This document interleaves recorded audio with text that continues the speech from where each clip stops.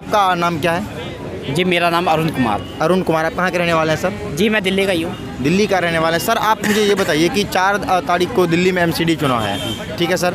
पिछले 10 साल से जैसा कि आप जानते हैं कि यहाँ पे बीजेपी ही एमसीडी में ज़्यादा सीट ला रही है और इस बार भी बीजेपी और आम आदमी पार्टी के द्वारा कई प्रकार के वादे किए जा रहे हैं। तो आप किस चीज़ से सहमत और आप क्या चाहते हैं, किस पार्टी को आप समर्थन देना चाहते हैं? देखो मैं बीजेपी को वोट देता हूँ। अच्छा। और मेरे बाप दादा भी बीजेपी को ही वोट देते इसकी हैं। खास वजह? इसकी खास वजह ये है कि ना उस पार्टी में परिवारवाद है। अच्छा जी जी। भाई परिवारवाद तो है नहीं।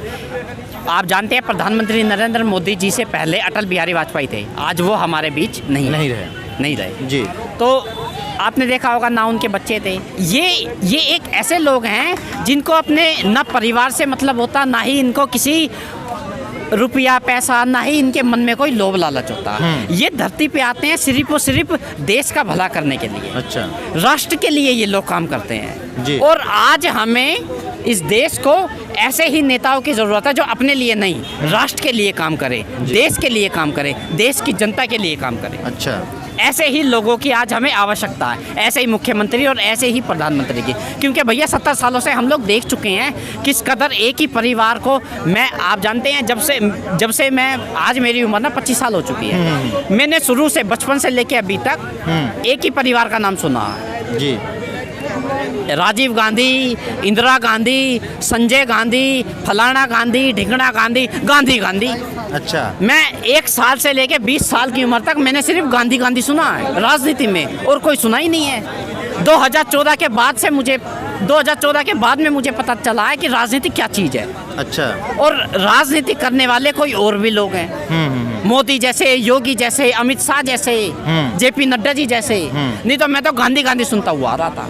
अच्छा सर, ठीक है। मैं एक चीज़ और कहना चाहूँगा कि केजरीवाल सरकार की तरफ से जगह जगह पोस्टर लगाए गए हैं कि कूड़े को लेकर, कूड़े का पहाड़ हटाना है, एमसीडी में भी केजरीवाल को लाना है, इस टाइप का। सर इस पे आप क्या कहेंगे? मैं इसमें ये कहना चाहता हूँ कि भैया पहले तो जमुना को साफ कर लो।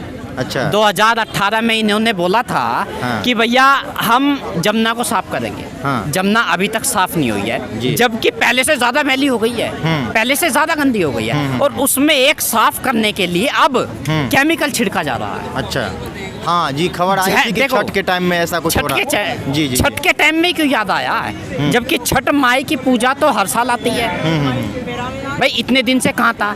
इसने 2018 में एक और वादा किया था कि मैं ग्रीन कार्ड लेके आऊंगा, ग्रीन बिल लेके आऊंगा, जिससे दिल्ली हरी भरी नजर आएगी। आम आदमी पार्टी के नेताओं को, मंत्रियों को बलात्कारी बाबाओं का आशीर्वाद चाहिए। देखो।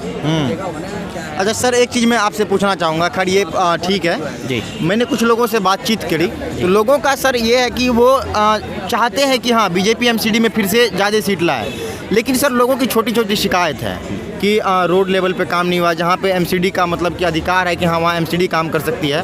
उन्हें लगता है कि वहाँ पे मतलब और अच्छे तरह से काम होने चाहिए। सर इसमें आप क्या कहना चाहेंगे सर? क्योंकि दिल्ली क्या है, दिल्ली भारत की राजधानी है सर, है ना, और भारत की राजधानी से ही हम भारत को किसी ग्लोबल लेवल पे रिप्रेजेंट करते हैं। बिल्कुल। तो यहाँ पे तो अच्छे तरह से काम होना चाहिए। और यहाँ पे विदेशों के लोग जो हैं वो भी ज़्यादातर यहाँ घूमने आते हैं, तो यहीं से वो भारत को कहीं ना कहीं रिप्रेजेंट करते हैं। करेक्ट। अब विदेश के लोग जो हैं वो गाँव तो घूमने जाते नहीं है, वो आते हैं इंडिया गेट देखने, वो आते हैं लाल किला देखने। और यहाँ भी बहुत जगह ऐसी है जहाँ पे काम सही से नहीं है, रोड खराब है, वहाँ पे नाले सही से नहीं बने हैं। सर इसमें आप क्या कहेंगे? सर अभी मैं आपको बताता हूँ, आपने बहुत अच्छी बात बोली है जी। ये दिल्ली है, देश की राजधानी है। देश के कोने कोने से लोग दिल्ली देखने आते हैं, दिल्ली को घूमने आते हैं, राजपथ पे घूमते हैं, कनॉट प्लेस में घूमते हैं, दिल्ली के कोने कोने में घूमते हैं। भाई देश की राजधानी है जी। जी। राष्ट्रपति भवन देखते हैं, इंडिया गेट देखते हैं, पार्लियामेंट देखते हैं। तो अभी ये क्या हो रहा है? देखो, एक तो दिल्ली की आबरू हवा इतनी खराब है, और ये जो केजरीवाल जो कह रहा है कि दिल्ली में एमसीडी ने कोई काम नहीं किया। पहली बात तो इसने एमसीडी को पैसा नहीं दिया ठीक टाइम पे, पैसा रुका हुआ है, अभी भी 3000 करोड़ रुपया रुका हुआ है। अच्छा। आप लोग चाहें तो सर्च करके देख सकते हैं। अच्छा। पैसा दिया ही नहीं है इसने, तो भैया काम कहाँ से होंगे? और जितना पैसा था उतना काम एमसीडी में हुआ है। अच्छा। मैं भी दिल्ली का वासी हूँ, दिल्ली का रहने वाला हूँ। अच्छा। हमारी गली में साफ सफाई होती है टाइम पे, नालियाँ साफ होती हैं, कूड़ा उठाने वाली गाड़ी हर दूसरे दिन आती है कूड़ा उठाने के लिए, घर घर के जो कूड़ा उठाया जाता है टाइम टू टाइम आती है। सभी काम देखो, एमसीडी के हाथ में जितना काम है ना, अब छोटी मोटी जो डिस्पेंसरी है वो भी कुछ हैं जो एमसीडी के हाथ में आती है। बिल्कुल। आज जो नगर निगम के जो स्कूल होते हैं, स्कूल जो यहाँ इसमें 5वीं तक हैं, वो भी नगर निगम के हाथ में आते हैं, एमसीडी के हाथ में होते हैं वो। उसमें भी काम हो रहा है, जितना उनके पास में पैसा है उतना काम हो रहा है। अच्छा। अब केजरीवाल पैसा देगा तो भैया और काम होंगे। फर्स्ट टाइम जब ये सरकार बनी थी तो फ्री में टिकट बांटे गए थे लोगों की काबिलियत देख के। अगर आप मान लो शिक्षित हो तो आपको टिकट मिलेगा। अच्छा। हाँ। मतलब पहले 5 साल काम आपको सही लगा था? पहले जो इसने जो भी किया, क्यों उस समय अन्ना हजारे जी थे। अच्छा। अन्ना हजारे जी के ही सामने सबको टिकट दिया गया। मैं अन्ना हजारे जी का समर्थन हूँ, केजरीवाल का समर्थन नहीं हूँ। अच्छा। अन्ना हजारे के सामने ही सबको फर्स्ट टाइम फ्री में टिकट दिए गए थे, जो भी शिक्षित लोग थे। हमें उठा था कि एक अच्छे काम की तरफ अब ये दिल्ली चलेगी।